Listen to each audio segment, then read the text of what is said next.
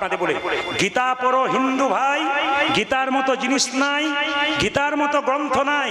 মায়েরা, এই যে গীতাটাকে আপনারা দেখছেন, হাত দিয়ে বলছে যাহা বলিব সত্য বলিব, সত্য ছাড়া মিথ্যা বলিব না। এরপরে দেখবেন ভুরি ভুরি মিথ্যা কথা বলতে শুরু করে, উনি জিতে যায়। অনেকে প্রশ্ন করে, প্রদীপ বাবু মিথ্যে কথা বলে জিতে যায়, তখন কি হয় গীতাকে হাত দিয়ে? বললাম ভাই, এই কোর্টে হাত দিয়ে মিথ্যা কথা বলে বেঁচে যাবে, ওই কোর্টে কিন্তু বাঁচার কোনো, জোরে বলুন, চান্স নাই। এখানে বেঁচে গেলে ওখানে বাঁচার কোনো উপায় নাই। তাকাবেন আমার দিকে, ভালো লাগুক আর না লাগুক, খাও একটু তিতা, ইচ্ছা করুক আর না করুক, পড়ো একটু গীতা। কি বললাম? সমস্ত ভক্তদের উদ্দেশ্য রইল, ভালো লাগুক আর না লাগুক, শরীরের জন্য খাও একটু তিতা তিতা, ইচ্ছা করুক আর না করুক, পড়ো একটু গীতা। গীতা পড়বেন আপনারা, আমি আপনাদের প্রমাণ দিয়ে যাই। একটা ছোট্ট প্রমাণ, যারা আমার কীর্তন শুনেছেন বহুদিন ধরে ইউটিউবের মাধ্যমে, যেদিন মোদী সরকার নোট চেঞ্জ করলো 2000, সেদিন আমি কলকাতা সরিষাট থেকে, দক্ষিণ চব্বিশ পরগনা সরিষাট থেকে গান করে যাচ্ছিলাম। আমি যেতে যেতে হঠাৎ ড্রাইভার তিনবার বিড়াল পেরিয়ে গেল রাস্তা দিয়ে, কিন্তু তিনবারই কিন্তু ড্রাইভার কিচ্ছু করলো না, চুপচাপ প্রণাম করে গাড়ি নিয়ে বেরিয়ে গেল। আমার ভাই একটু দাঁড়াতে হয়, বিড়াল পেরোলে দাঁড়াতে হয়। তো সে বললো না কোনো অসুবিধা নেই, আপনি চলুন। পুলিশের গাড়ি চালাতো আগে, আমার গাড়ি এখন চালাচ্ছিল।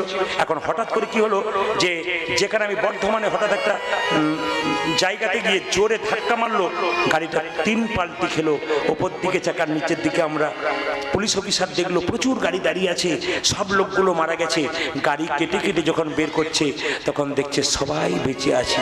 পুলিশ অফিসার মাথা নিচু করে বলল, প্রদীপ বাবু বাঁচলেন কি করে? আমি তো চমকে গেলাম, অনেকেই ফোন করছে, স্যার বিরাট বড় একটা অ্যাক্সিডেন্ট হয়ে গেল, সবগুলো বোধহয় মরে গেছে। বলছে না, একটাও মরে নাই, সবাই জীবন্ত। আমি গীতাটাকে বের করে বললাম, স্যার গীতার জন্য বেঁচে গেছি। আমার কাছে বহুজন ফোন করেছেন, যারা গীতা রেখে বিরাট বিপদ থেকে উদ্ধার হয়ে গেছে। প্রত্যেকটি দাদা ভাইকে বলবো, যারা কীর্তন শুনছেন, একটা করে পকেটে, ছোট পকেট গীতা রাখবেন, বাক্সের মধ্যে রাখবেন, ব্যাগের মধ্যে রাখবেন, আপনার বাচ্চার ব্যাগে দেবেন। বলেন ব্যাগে টিফিন খাবার দিই, অসুবিধা নেই, একটা ফাঁকে পলিথিন দিয়ে বেঁধে রেখে দেবেন, কোনো অসুবিধা নেই। আপনি বাথরুম যান, প্রস্রাব করতে যান, পায়খানায় যান, গীতাটাকে পাশে নামিয়ে পবিত্রভাবে রেখে জামা কাপড় আবার পরে আপনি আবার গীতাটাকে রাখুন। গীতার কোনো অপবিত্রতা নাই। বারবার বলবো, আপনার সবাই গীতা রাখুন। শ্রীমদ্ ভাগবত গীতা কি? শ্রীমদ্ ভাগবত গীতা কি? শ্রীমদ্ ভাগবত গীতা কি? শ্রীমদ্ ভাগবত গীতা কি?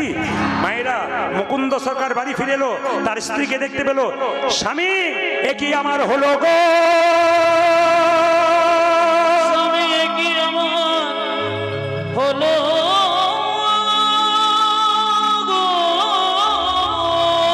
মুকুন্দ সরকার সারা বাংলা চিকিৎসা করতে করতে অহংকার হয়ে গেছে, অহংকার হয়ে গেছে। ভগবান বলে, তোর অহংকারে পতন ঘটাবো, তোর স্ত্রীর শরীরে একটা রোগ দেবো, দেখি ধরতে পারিস কিনা। স্ত্রীর কাছে এলো, স্বামী এ কি আমার হলো গো?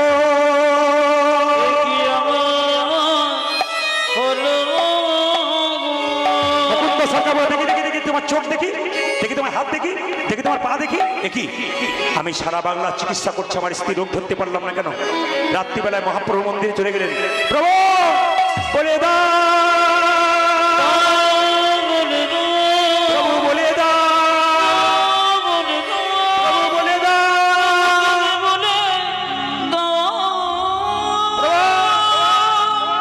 আমি সারা বাংলা চিকিৎসা করে আমার স্ত্রী রোগ ধরতে পারলাম না কেন? মহাপ্রভু আকাশবাণী করে বললেন, মুকুন্দ, আমি যা ভেবেছিলাম তাই হয়েছে। সারা বাংলা চিকিৎসা করে তোমার ভেতরে অহংকার হয়ে গেছে। মুকুন্দ সরকার বলল, আমি ক্ষুদ্র জীব, কখন অহংকার হয় আমি জানি না, প্রভু কিছু ব্যবস্থা করো। মহাপ্রভু পান খেত, পান চিবানো পান মুকুন্দ সরকারকে দিল, এই পানটা তোমার স্ত্রীকে দিয়ে দাও, রোগ ভালো হয়ে যাবে। আপনারা যারা লিপস্টিক নিয়েছেন তাদেরকে বলি নাই, অনেকে কিন্তু পান খান। আস্তে পান যারা খান, পান খাওয়া অপরাধ নয়। মহাপ্রভু সন্ন্যাসের আগে মধ্যে পান খেয়েছিল, সন্ন্যাসের পরে আর খাই নাই। পানের জন্ম কোথা থেকে মা? অমৃত থেকে। সমুদ্র থেকে অমৃত উঠেছিল, দেবতা অসুরদের মধ্যে মারামারি ছিল, এক ফোঁটা অমৃত মাটিতে পড়েছে, তার থেকে পান গাছের জন্ম হয়েছিল। ও মায়েরা, পান কোথায় নেওয়া হয়? বিয়েতে। আর পান কোথায় দেওয়া হয়? পুজোতে। আচ্ছা বলবেন তো, আপনাদের বিয়ে হয়েছে, পান ঢাকা দেওয়া হয় কেন? জোরে বলুন। বলে, অত যদি জানবো তোমার কেন ডাকবো? পান ঢাকাতে হয় কেন? পান হচ্ছে যোগ মায়া, মানে মেয়েটি পানটা সরিয়ে স্বামীর মুখ দেখে আমি তোমার তুমি আমার, এটা হয়ে যায়, মায়া পড়ে আস্তে আস্তে মায়া পড়ে যায়। এখন লক্ষ্য করুন, কিছু মনে করবেন না, আমি যে বাড়িতে বাসা ছিলাম গত কয়েকদিন আগে এক জায়গাতে বলেছি পান সরালে স্বামী স্ত্রীতে মায়া পড়ে যায়। ভদ্রলোক বলছে প্রদীপবাবু আপনি যে বললেন যে পান সরালে মায়া হয়, আমার 3টে ছেলে 3টে বউ মায়ায় নাই, খালি ঝগড়া করে করে বেড়াচ্ছে। বললাম কাকা বাবু কি করে মায়া থাকবে, কেন পান ঢাকা দেবার আগে রাস্তাতে কতবার দেখা হয়ে যাচ্ছে। আবার দেখবেন, কিছু মনে করবেন না, অপরাধ নেবেন না, আমার কাছে অনেকে আছে প্রদীপ বাবু মাদুলি আছে বলে, কেন? আমার বাবার আছে, অপরাধ নেবেন না। মাদুলি আছে বলে কেন? আমার স্ত্রী বিয়ের পর থেকে আমার দিকে তাকায় না, খালি। আমি বললাম মাদুলি টাদুলি নাই, আসলে ক্যামেরাম্যান তোমার গন্ডগোল করেছে। এখানে ক্যামেরাম্যান নাই, কিন্তু বিয়েতে যে ক্যামেরা থাকে। একটু তাকাবেন, মেয়েটি যখন স্বামীকে মালা পরায়, ক্যামেরা শুভ দৃষ্টিতে কার দিকে হয়? স্বামীর দিকে। স্বামীকে মালাটা পরাচ্ছে, খুব প্রেম সে, হাসি মুখে নাই, লজ্জা মুখে স্বামীর দিকে তাকিয়ে যখন মালাটা পরাতে যাচ্ছে, খুব ভক্তি ভরে চোখের দিকে তাকিয়ে, তখন পাশ থেকে ক্যামেরাম্যান বলছে এই দিকে তাকান।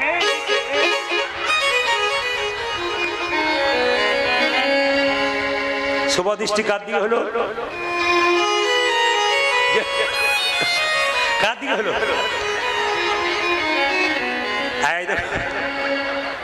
আমার মা বলে দিয়েছে ক্যামেরাম্যানের দিকে। না না, কীর্তনে যে কত মজা আছে। আবার কিছু মনে করবেন না, আপনাদের দিকে নাই, আমাদের দিকে আছে। মুরগির মাংসের দোকান খুলেছে, লিখেছে শ্রীকৃষ্ণ ব্রয়লার সেন্টার। কত অধঃপতন এসছে আমাদের, দেখুন। হ্যাঁ, আবার দেখবেন, কিছু মনে করবেন না, জুতোর দোকান খুলেছে, লিখেছে চৈতন্য শু হাউস। মানে ওপরে প্যাকেটে ওপরে প্যাকেটে চৈতন্য লেখা আছে, ভেতরে জুতো লেখা আছে, জুতো ভরা আছে। বেটা যে বিক্রি করছে তারও চৈতন্য নাই, আর যে কিনছে তারও চৈতন্য নাই। আবার আমি কয়েকদিন আগে বিয়েতে গিয়েছিলাম, আমাকে বললো যে নিরামিষ হবে, অসুবিধা নাই। আমি গেলাম, যেই না বসেছি, আমার খুব পরিচিতি মানুষ, বসেছি, তখন বললো নিরামিষ প্রদীপবাবু, কোনো অসুবিধা নেই। আমি দেখলাম সব কিছু দেখলাম, মেনু চার্টটা এলো, সঙ্গে সঙ্গে দেখছি লেখা আছে রাধা বল্লভী। আপনাদের হয় না? জোরে বলুন, হয় না? কি নাম বলুন তো? রাধা বল্লভী। তারপরেরটা শুনে আমি কিন্তু চলে এলাম, তার নিচে লেখা রয়েছে চিকেন কাটলেট অথবা মটন কাটলেট। মানে রাধা বল্লভী, রাধাকে সম্মান দিলাম, নিচে চিকেন। অধঃপতন আমাদের, এগুলো আমাদের অধঃপতন, এগুলো লজ্জা, এগুলো ঘৃণা, এগুলো ধিক্কার, এগুলো হাসছেন আপনারা যারা খান। যারা তৈরি করছে তাদের কাছে নিবেদন রইল, যারা করাচ্ছেন তৈরি, রাধা বল্লভীর নিচে চিকেন কাটলেট। অধঃপতন কত! এত এত জাতি পৃথিবীতে রয়েছে, ধর্মের সঙ্গে খাবারের মিল আছে, কিন্তু আমিষের নাই।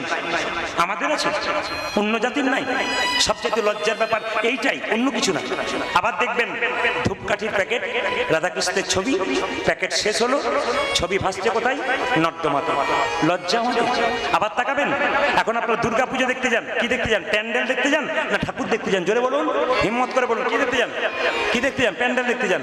আমি একটা জায়গায় গান করতে গেছিলাম দুর্গা পুজোতে, দেখতে পাচ্ছি একজন অন্য জাতির মানুষ দাঁড়িয়ে আছে, নাম করবো না। তিনি বলছেন প্রদীপ বাবু খুব তো কীর্তন করছেন, আমি অন্য জাতির লোক হলো, আপনার কীর্তন কিন্তু ফলো করি আমি, কিন্তু আপনাকে আজকে দাঁড়িয়ে উত্তর দিতে হবে। বললাম কি? তাকিয়ে দেখুন। কি দেখলাম? বিরাট বড় প্যান্ডেল, লোকের ভিড় প্রচুর, প্রত্যেকটি হিন্দু জাতির কোনো লজ্জা নাই, নির্লজ্জের মতো দেখছে, কেউ প্রতিবাদ করছে না, কেউ ছি বলে যাচ্ছে না, ঘৃণা বলে যাচ্ছে না, ধিক্কার দিয়ে যাচ্ছে না, বাচ্চাকে দেখাচ্ছে, নিজে দেখছে, একবারও বলছে না। এটা কিরকম হলো? দেখতে পেলাম থিম করেছে মা দুর্গা, ছোট্ট করে নিচে, ওপরে বিরাট বড় পর্দা করে থিম করেছে কি? শিব স্কুটি চালাচ্ছে, মা দুর্গা তার পেছনে হাত দিয়ে বসে আছে। হাসবেন না, লজ্জার ব্যাপার। মা দুর্গা শিব স্কুটি চালাচ্ছে, মা দুর্গা বৈষ্ণব কানে হাত দিচ্ছে কেন? এগুলো তাদের শুনলেও পর্যন্ত অপরাধ, বলা তো দূরের কথা।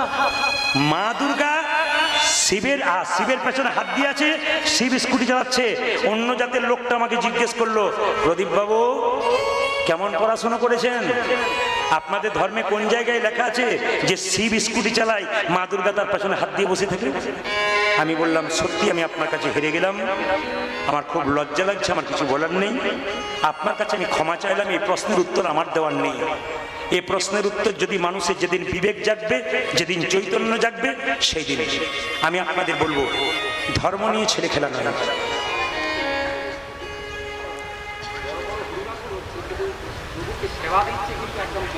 হ্যাঁ, আরেকটা কথা বলি আপনাদের, এই সেবা দিচ্ছে বেনি হবে যে বললাম, গঙ্গা জল দিয়ে পাচ্ছে আর গঙ্গা জল খেয়ে বসে আছে। আপনাদের একটা কথা বলে রাখি, দক্ষিণ চব্বিশ পরগনা নয়, প্রায় জায়গাতে কার্তিক পুজো করছে মায়েরা কার্তিক পাবার জন্য। দুদিন পুজো হয়ে গেল, কার্তিক গাছের নিচে দিব্যি পাখিতে প্রস্রাব করছে, পায়খানা করছে, আর কার্তিক জলে ভিজছে। মানে কার্তিকের চাওয়া শেষ হয়ে গেল, কার্তিক ভিজছে না। যে কোনো দেবদেবী পুজোর পরে গাছের নিচে রাখার কোনো নিয়ম নাই। নিয়ম হচ্ছে বিসর্জন। যদি গাছের নিচে রাখেন তবে বিসর্জন হচ্ছে না, বিষ অর্জন। বিসর্জন নয়, কি বললাম? বিষ অর্জন। তাই বলবো, যে দেবীর পুজো করবেন, যা কিছু করবেন, অন্তত জলে বিসর্জন দিন, আপনার লাভ আছে। বাবা যেটা বললেন, আইনে করুন, নিয়মে করুন, সময়ে করুন।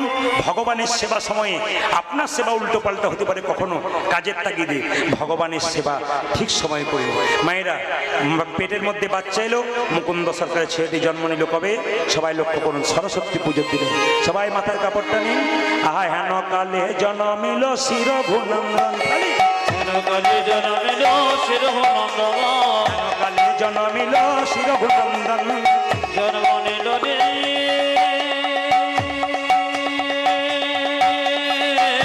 হরি বল।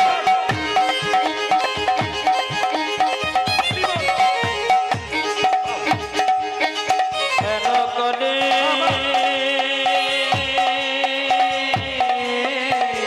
উলধ্বনি, সবাই উলধ্বনি।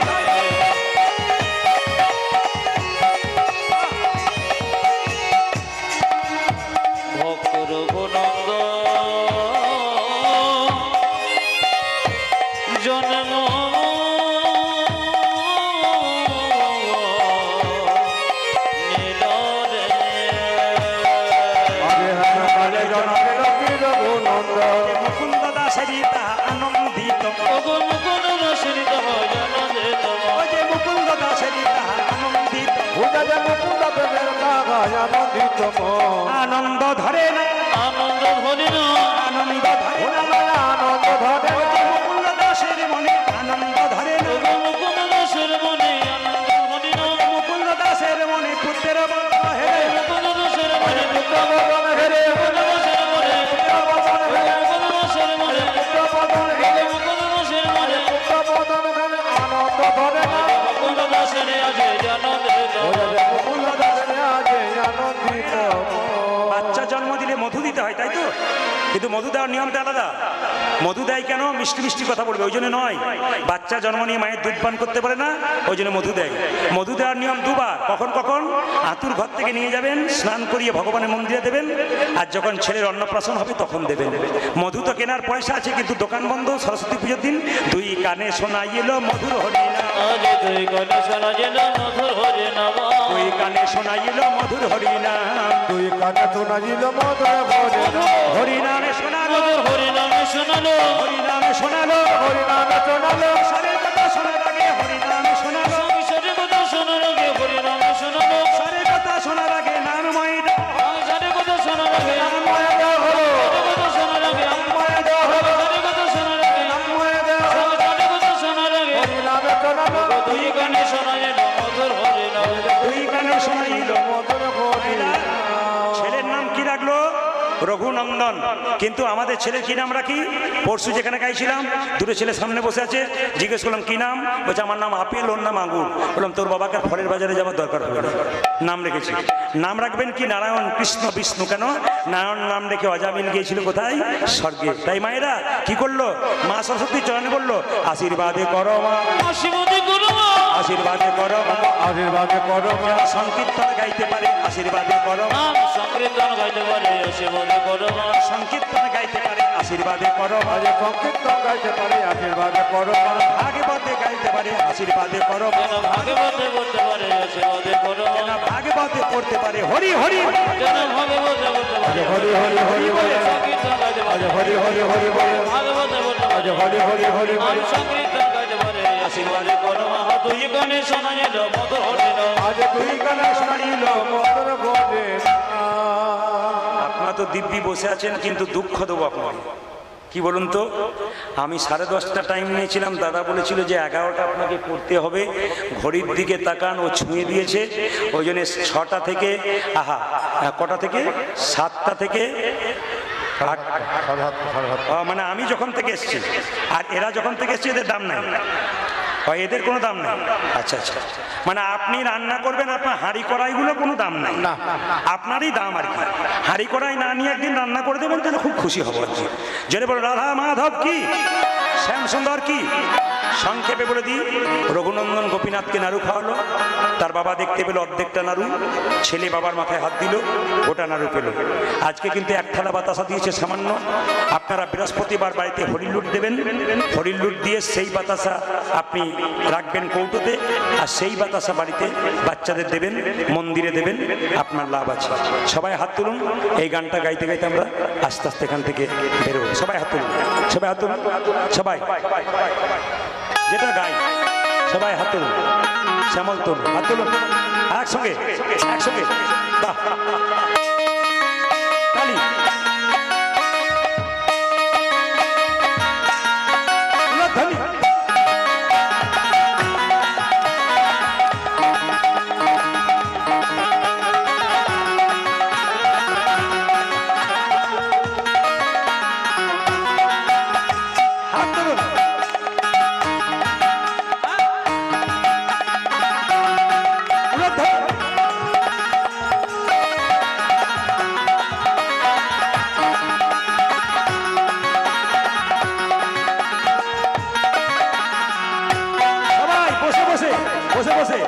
শ্যামল তনু যে হলো আবিরেতে লাল, আবিরেতে লাল, হোলি খেলেছে আমার ব্রজের শ্যামল তনু যে হলো আবিরেতে লাল, আবিরেতে লাল, হোলি খেলেছে আমার ব্রজের শ্যামল তনু যে হলো আবিরেতে লাল, আবিরেতে লাল, হোলি খেলেছে আমার ব্রজের গোপাল। বুঝেছে শ্যামল তনু যে হলো আবিরেতে লাল, আবিরেতে লাল, হোলি খেলিতে জামা ব্রজের গোপাল।